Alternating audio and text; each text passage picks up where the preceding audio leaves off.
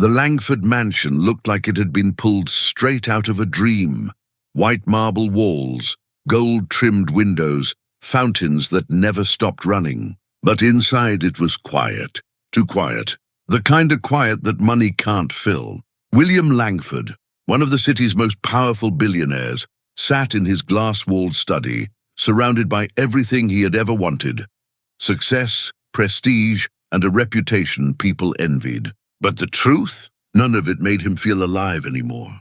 Ever since his wife died 2 years ago, he had been living like a machine, cold, efficient, and untouchable. His 10-year-old daughter, Evelyn, was the only spark left in his life, yet even she seemed to be fading behind walls of silence and grief. But what William didn't know was that the world was about to hand him a lesson no business deal ever could, because sometimes the people we overlook end up being the ones who save us. This isn't just a story about pride or pity, it's about awakening, grace, and poetic justice. So grab your popcorn, sit back, and whatever you do, don't click away. What you're about to hear isn't fiction, it's a mirror held up to the human heart. And if you're just joining us, make sure to hit that subscribe button and give this video a big thumbs up, because this story, trust me, is going to leave you speechless. The morning started like any other. William's schedule was planned down to the minute. Calls, contracts, and a breakfast meeting with investors who spoke more about profit margins than people. Evelyn sat alone in the garden, sketching butterflies in her notebook. She missed her mother, the warmth, the laughter, the small talks about kindness and dreams. Those things had vanished after her mother's funeral.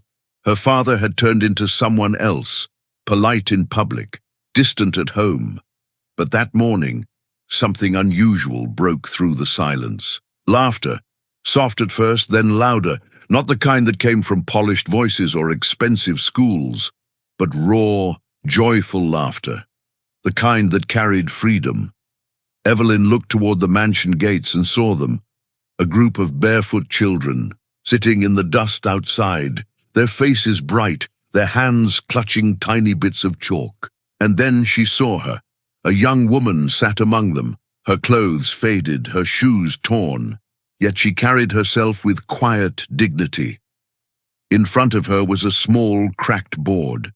She was teaching letters, numbers, words, and doing it like she was teaching the most important lesson in the world. Evelyn moved closer, fascinated. She had never seen anyone teach like that, not for money, not for grades, but from the heart. From the balcony, William saw the scene and frowned. "What's going on outside my gates?" he muttered. He grabbed his phone and called security. "I want whoever's out there gone in 10 minutes. I'm not running a charity school." The guard hesitated. "Sir, she's harmless. The kids just sit near the shade of your wall. She doesn't ask for anything." "Then she can find another wall," William replied sharply. He was about to hang up when a small voice interrupted him. "Papa, please don't." Evelyn stood at the doorway, her voice trembling but firm. "She's teaching them, Papa. You should see how happy they look." "This isn't about happiness, Evelyn," he said, straightening his suit. "It's about boundaries. We can't let people treat our home like public property." "But she's not hurting anyone," Evelyn said quietly. "She's helping them. Maybe she doesn't have a school to go to." William sighed. "The world isn't fixed by one person's kindness. Go back inside." Evelyn's lips pressed together. "You used to be kind too." The words hit harder than she realized. For a second, William's composure cracked. He turned away without replying. Later that day, as William drove to a meeting, his car slowed near the gates. He looked out the tinted window and saw her again. The woman was still there, surrounded by children, smiling as they struggled to write on broken pieces of cardboard. She looked peaceful, content. Something about that bothered him. How could someone with nothing look so complete? The next morning, he caught Evelyn standing at the gates again, this time sitting cross-legged beside the woman. She was laughing, covered in chalk dust, helping a small boy spell his name. "Evelyn!" William's voice boomed across the driveway. The laughter stopped. The woman turned her head slowly, her expression calm, respectful, but not afraid. Evelyn jumped to her feet. "Papa, she let me teach. Look, I helped him write David." William's eyes went from his daughter's glowing face to the woman's quiet one. "You had no right to involve my child in this," he said coldly. The woman stood. "I didn't force her, sir. She came on her own. I was going to send her home soon. Who gave you permission to be here?" "No one," she said simply. "But I don't need permission to teach children how to read." William stepped closer, his shadow falling over her. "You're on private property. Pack up your things and leave. Find somewhere else for your charity." The children fell silent, clutching their chalk and papers. Evelyn's voice trembled. "Papa, please don't do this." But William didn't listen. Pride had spoken louder than compassion. The woman lowered her gaze, gathered her things, and whispered something to the children before walking away. Not a word of anger, not a look of bitterness, just quiet acceptance. Evelyn watched, heartbroken. That night, as rain lashed against the mansion windows, Evelyn refused to eat. "She's not just some poor woman, Papa," she said softly. "She's a teacher. She told me she used to work in a school, but they fired her because she stood up for a student who couldn't pay fees." William paused mid-sip of his wine. "People make excuses for their failures," he said, setting the glass down. "She didn't sound like she was making excuses," Evelyn whispered. "She sounded like someone who believes in people, like Mama used to." The words sliced through him again. That night he couldn't sleep. Every time he closed his eyes, he saw that woman's face, calm, unbroken. He told himself it didn't matter. He was rich, powerful, and untouchable, but somewhere deep down, something small and unfamiliar stirred. Guilt. Days passed, and he noticed something strange. Every morning at exactly 8 o'clock, Evelyn would disappear from the breakfast table. She'd return an hour later, happier than usual, her hands dusty, her hair tangled. When he asked where she went, she said she was playing in the garden. But one day, he followed her. From behind the curtains, he watched her sneak out through the side gate, run down the path, and sit beside the same woman. The teacher. She was back. This time, the woman didn't sit on the sidewalk. She stood in an abandoned bus shelter nearby, turning it into a classroom. The walls were covered in chalk drawings, and the floor was scattered with pages of alphabets. Evelyn joined the class, laughing with the other children. William's anger boiled. How dare she come back? Didn't she understand boundaries? He stormed out of the house, his shoes splashing through puddles. When he reached the shelter, the children froze. Evelyn looked up, terrified. "Papa!" He raised his hand. "Get in the car!" The teacher stood between him and the children, her eyes calm but firm. "Please, don't be angry with her." She only wanted to learn. "This isn't about learning," he snapped. "It's about people like you thinking you can break rules because the world feels sorry for you." Her eyes softened. "No one feels sorry for me, sir. I teach because it's all I have left to give. You built your empire on control. I build mine on hope. Both are fragile, but only one feeds the soul." William froze, stunned by her words. No one had ever spoken to him like that. Not his partners, not his friends, not even his late wife. He didn't know whether to feel insulted or humbled. "Go home," he said quietly. She nodded, gathering her few belongings. The children followed her with tearful eyes. Evelyn broke into sobs. "Papa, why are you so cruel?" He didn't answer. That night, as thunder rolled across the sky, William sat by the window staring at the city below. For the first time, he wondered if his daughter was right. Maybe he had forgotten what it meant to give. Maybe wealth had made him blind. He turned to look at Evelyn, who had fallen asleep beside her mother's old photograph, clutching the drawing of the teacher she had made earlier that day, and far away, under the same stormy sky, Clara Bennett, the homeless teacher, sat by a dim streetlight, holding a small notebook Evelyn had given her. Inside was a message written in a child's messy handwriting. "Thank you for teaching me how to see the world again." Clara smiled through her tears. "You're welcome, little one," she whispered. "But it's your father who needs the lesson most." Neither of them knew that fate had already started rewriting their story, one that would bring them face to face again, not as billionaire and beggar, but as two souls learning what it truly means to be human. The rain didn't stop for 3 days. The sky hung low and grey over the Langford estate, and the mansion felt even colder than usual. William tried to keep busy, drowning himself in conference calls and financial projections. But no matter how deep he buried himself in work, he couldn't shake the image of that woman's eyes, calm, unafraid, honest. Evelyn barely spoke to him now. She ate in silence, smiled less, and spent most of her time staring out the window. One morning, she asked a question that hit him harder than any boardroom betrayal. "Papa, why do you hate people who have less than us?" William froze, papers in his hand. "I don't hate them, Evelyn.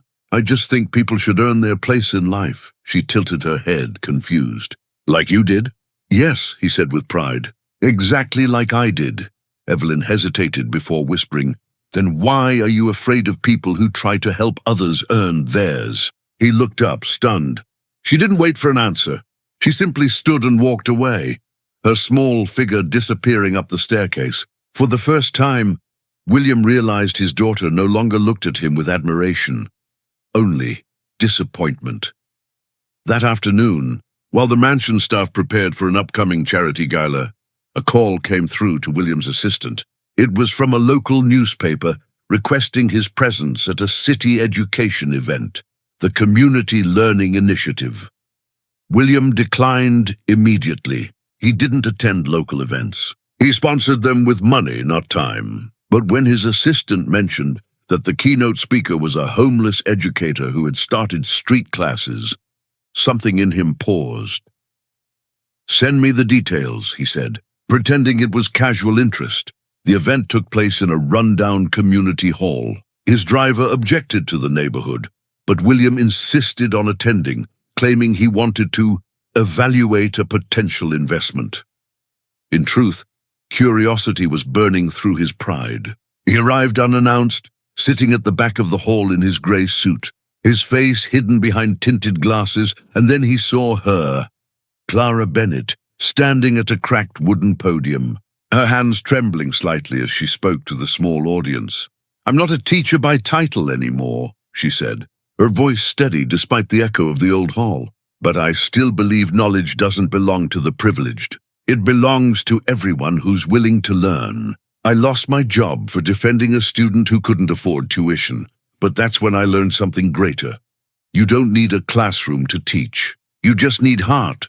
Applause filled the room. Even William felt something stir inside him, though he tried to suppress it. Clara's words were simple, but they cut through layers of arrogance he had worn like armor.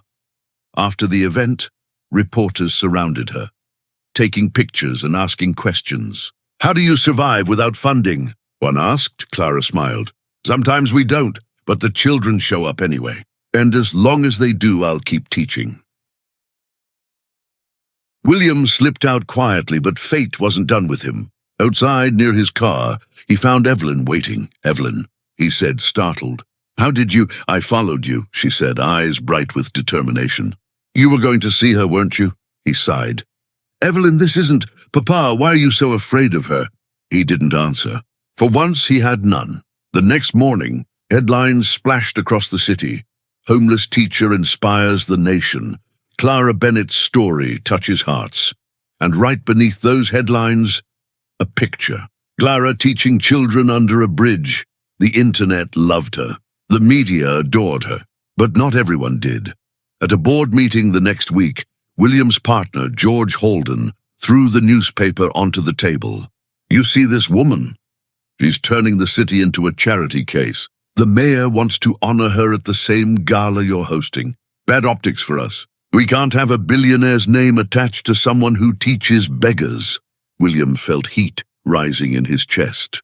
"She's helping children, George," George smirked. "So what? You help the world with money. She helps with pity. Don't mix the two." The room fell silent. William said nothing, but for the rest of the day, Clara's face refused to leave his mind. 2 nights later, fate intertwined their lives again. The Langford Foundation Gala was one of the city's biggest events. Chandeliers, champagne, and cameras flashing from every corner. William stood near the stage, surrounded by investors, politicians, and socialites who spoke about generosity while counting their profits in the same breath. And then, in the middle of the speeches, the host's voice echoed through the speakers. Tonight, we honor a woman whose courage and compassion have inspired millions. Please welcome Ms. Clara Bennett. Every head turned as she walked onto the stage, wearing a simple second-hand dress, her hair tied neatly. She looked out of place among diamonds and tuxedos, and yet somehow she glowed brighter than anyone in the room. William's heart stopped. Clara smiled gently as she accepted the award. "I never thought I'd stand here," she began. "But this isn't about me. It's about the children who believe they're invisible. If this city, if this country, can look beyond money for one moment and see the worth in every soul, maybe we can start building a world that values compassion as much as success." The audience clapped politely, though not everyone was impressed. George leaned toward William, whispering, "We can't let this woman take the spotlight from your foundation. It's bad for business." William didn't respond. He was too busy watching her, the calm in her voice, the conviction in her eyes. But things took a cruel turn when one of the reporters asked a question no one expected. "Miss Bennett," he said loudly, "some say your so-called charity is a front, that you collect money from donors and use it for yourself. How do you respond?" The room gasped. Clara's face went pale. "That's not true," she said softly. "I've never taken a cent. I live on the streets. You can ask anyone." But the reporter interrupted, waving a piece of paper. "We have records of donations sent to your name. Thousands of dollars. Care to explain?" Clara shook her head, confused. "I never received anything." Whispers spread across the room.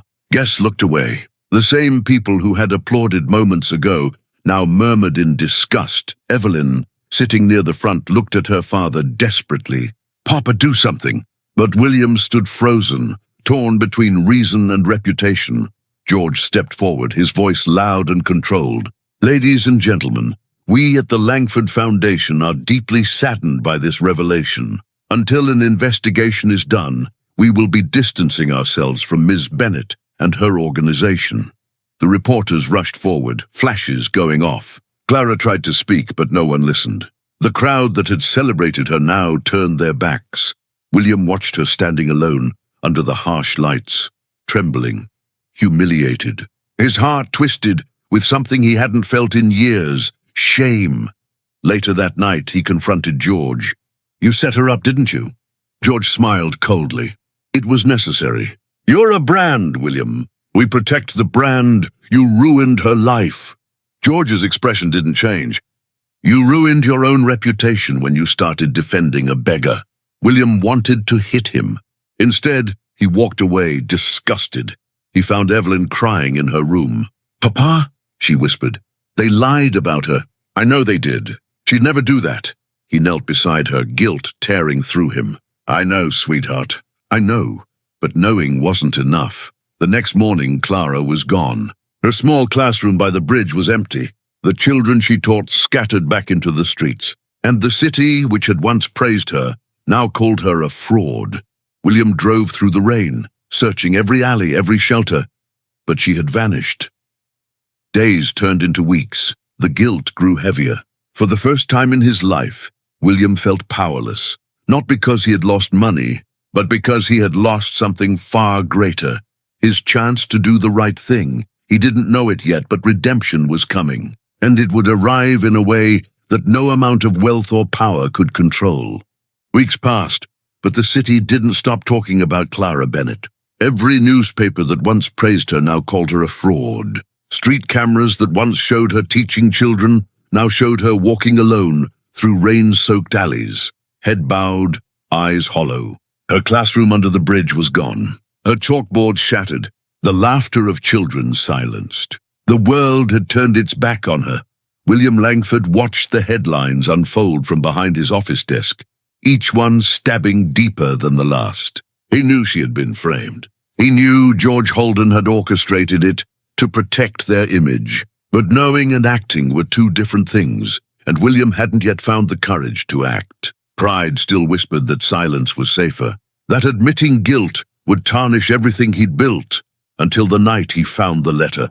It was lying on his daughter's desk, beside a small sketch of Clara teaching children under a bridge. Evelyn had drawn it with colored pencils, her childish handwriting scrawled underneath.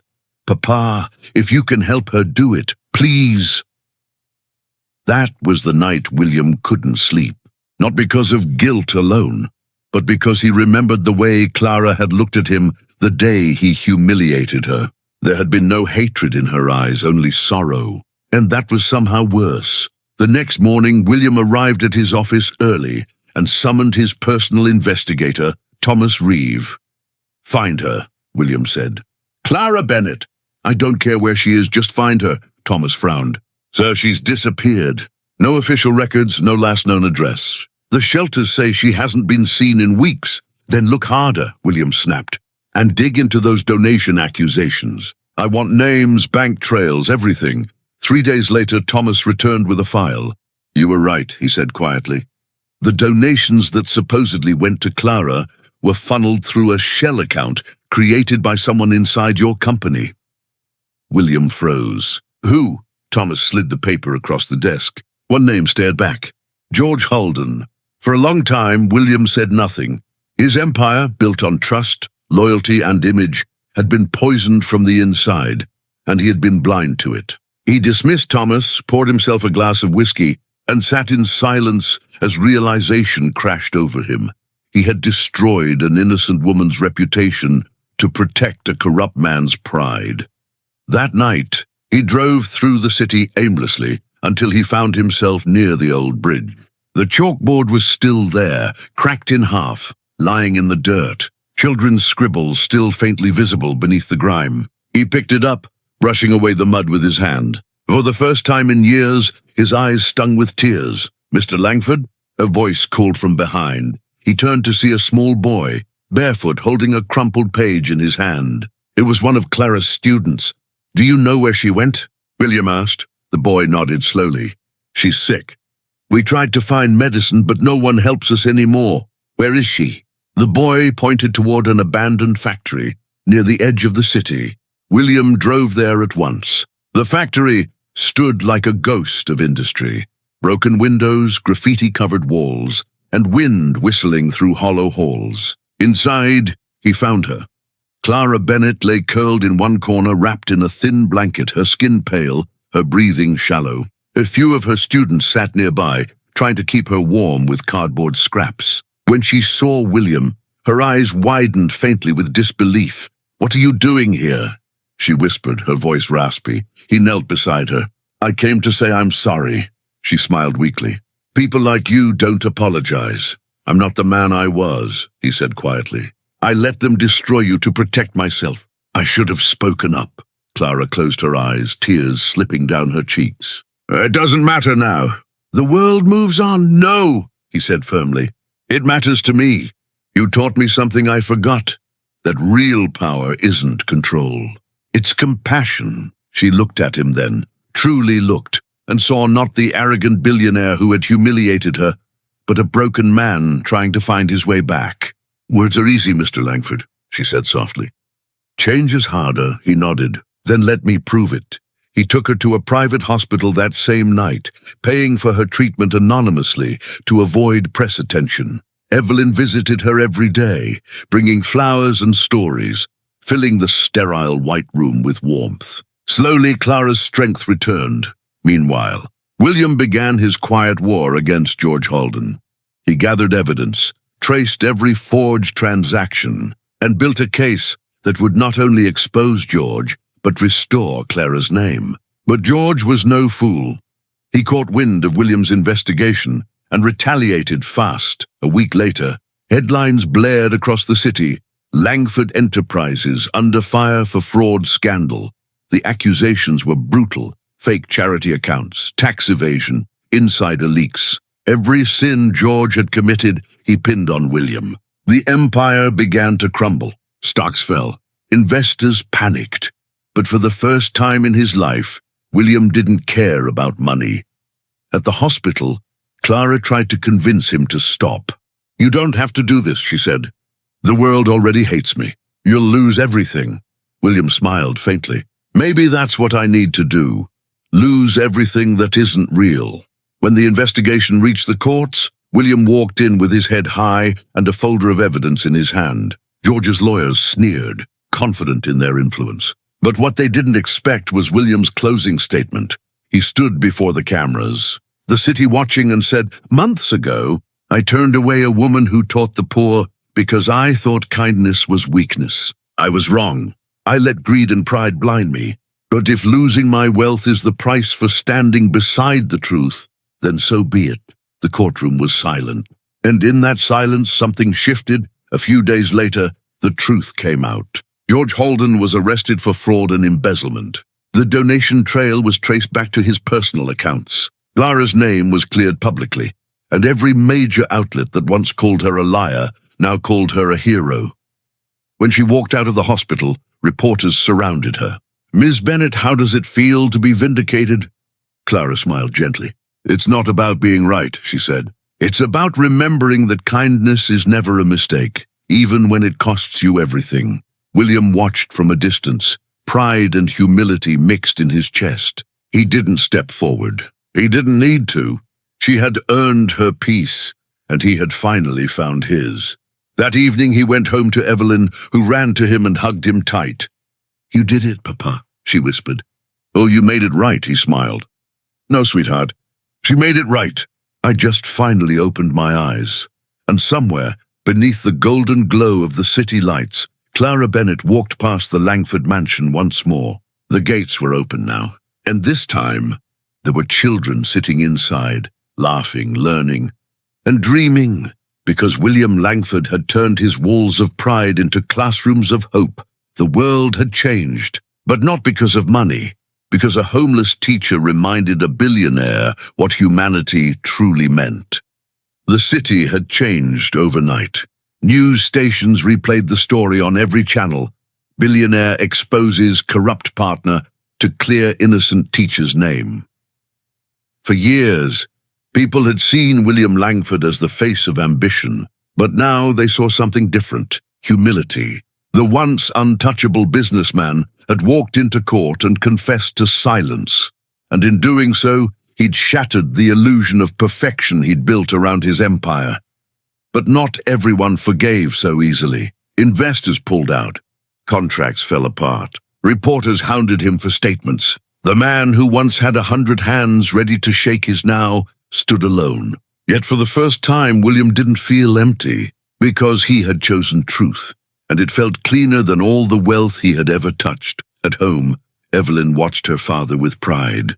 "You're different now, Papa," she said one evening as they stood in the garden. "You smile more," he smiled faintly. "Maybe I finally learned what your mother tried to teach me, that the richest man isn't the one with the most, it's the one who gives the most." Evelyn nodded. "Clara will be happy you said that." William's eyes softened. "I owe her everything, but Clara wanted nothing in return.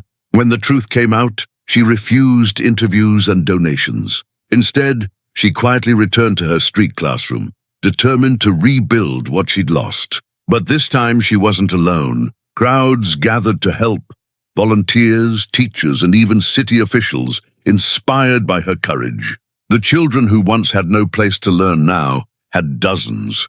Still, she hadn't seen William since that day at the hospital, until one afternoon, a black car pulled up near her small learning center. William stepped out, wearing a simple shirt and no bodyguards. The children stared in awe. Evelyn followed behind him, carrying a box of books. Clara looked up from her chalkboard, surprised but calm. "I told you I'd prove it," William said quietly. She smiled faintly. "And you did. You exposed your partner, cleared my name, and humbled yourself in front of the whole city. That's not something men like you usually do." "I'm not the man I used to be," he said. "If it weren't for you, I'd still be blind." Clara folded her hands. "I didn't do anything, Mr. Langford. You chose to see." He shook his head. "You reminded me what it means to care." The children surrounded them, asking questions, showing Evelyn their drawings and words. For a moment, Clara saw a glimpse of something she had once thought impossible: joy returning to William's eyes. Later that evening, William made an announcement that shook the city once again.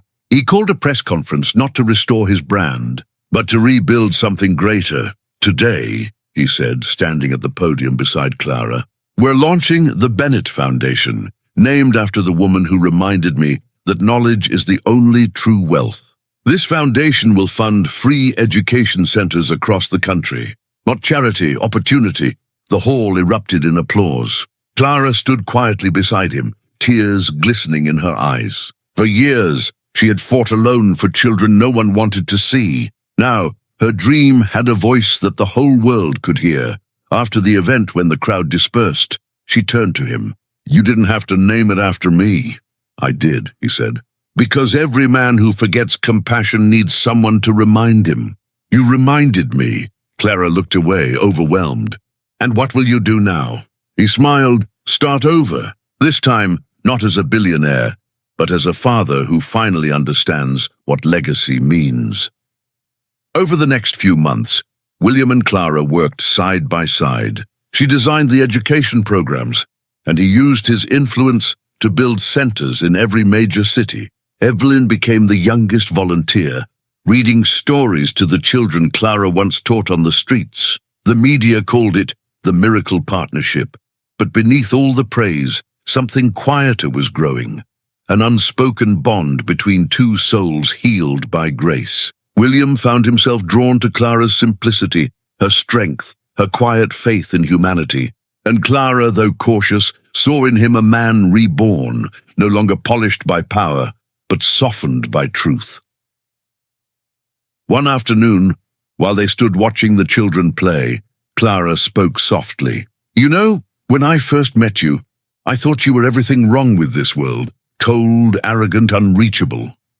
He chuckled. You weren't wrong, but I was, she said, because I didn't see the broken man behind the pride. You weren't unreachable, William. You were just lost. He looked at her, his voice gentle. And you were the compass, she smiled. Maybe. But you were the one who chose to follow it. They stood there for a long time, watching the sunset paint the sky in gold, the same color as the mansion walls that once separated them. Now those same walls stood open, filled with the sound of children laughing and learning, the sound of redemption. Evelyn ran to them, waving a drawing in her hand. Look, I drew our school. It's called the Hope House. William lifted her into his arms. That's a perfect name, Clara nodded. Because that's what this place is, Hope Reborn. The following week, the Bennett Foundation officially opened its first learning center right beside the old Langford mansion. The once private garden now served as a playground. The same iron gates that had kept the world out were now open, welcoming every child who needed a second chance. At the opening ceremony, William spoke not as a businessman, but as a man redeemed. Years ago, I built walls to keep the world out, he said. But today I build doors to let it in. This isn't my success. It's our shared story of what happens when compassion wins over pride. The crowd cheered. Reporters wrote headlines calling it a modern miracle. But for William, it wasn't about the fame. It was about peace, the kind that money could never buy. Later that evening, as the children sang and Evelyn played with her friends, Clara stood beside him under the lantern-lit sky. Do you ever miss the old life? She asked quietly. He smiled. Sometimes, but then I look around and realize I finally have something I never did before, meaning. Clara looked up at the glowing lights, her heart full. You found it the moment you stopped searching for perfection and started searching for people, he finished. The two shared a quiet laugh. The kind born from understanding, not romance, but respect deeper than love itself. For the first time in years, William Langford didn't feel like a billionaire trying to fix the world. He felt like a man finally learning to live in it. The years that followed were quieter, slower, and far more meaningful than the ones before. The Bennett Foundation grew from one classroom beside the Langford mansion into a network of learning centers across the country. Each one bore the same inscription above its gate, where kindness teaches before knowledge. William Langford, once known as the city's coldest billionaire, had become something entirely different. The world still called him successful, but the way people said his name had changed. It wasn't with envy anymore. It was with respect. He spent less time in boardrooms and more in classrooms, sitting on benches beside children, reading stories with Evelyn and Clara. His suits had been replaced with rolled-up sleeves and chalk dust on his hands. Evelyn had grown taller now, more confident, her laughter echoing through the gardens that were once silent. To her, the mansion wasn't a monument to her father's pride anymore. It was home to hundreds of children who had nowhere else to belong. One evening, William stood in the courtyard, watching the sunset bleed orange across the horizon. The sound of children's voices filled the air, mingling with the chirping of crickets and the smell of freshly baked bread from the kitchen. Clara joined him, carrying 2 cups of tea. "They still call you the Billionaire of Hope," she said with a teasing smile. He chuckled softly.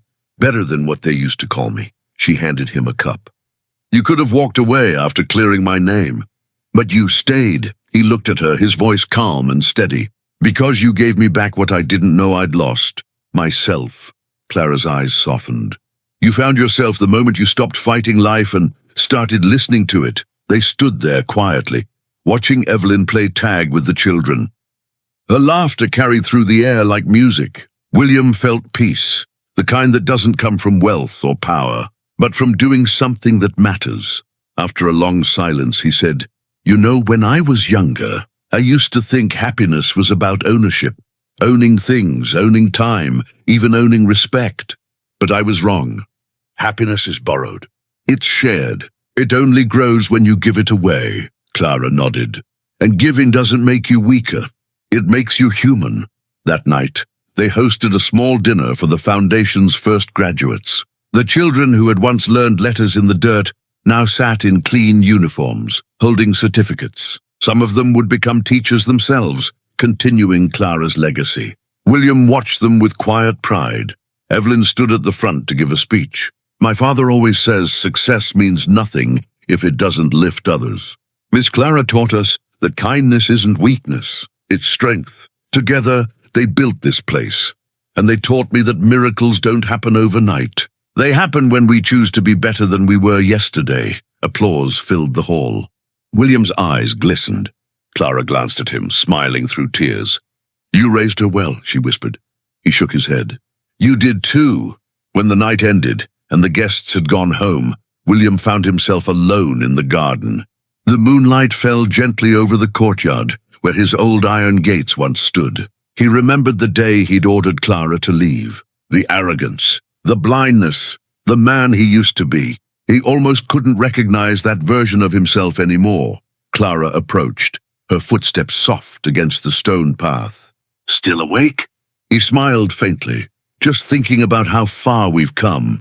She joined him, looking out toward the city lights in the distance. "Do you ever miss it? The empire, the noise, the control?" William shook his head slowly. "No, for the first time in my life, I feel rich without counting anything." She looked at him with quiet admiration. "Then I think your real lesson is complete." He turned to her, smiling.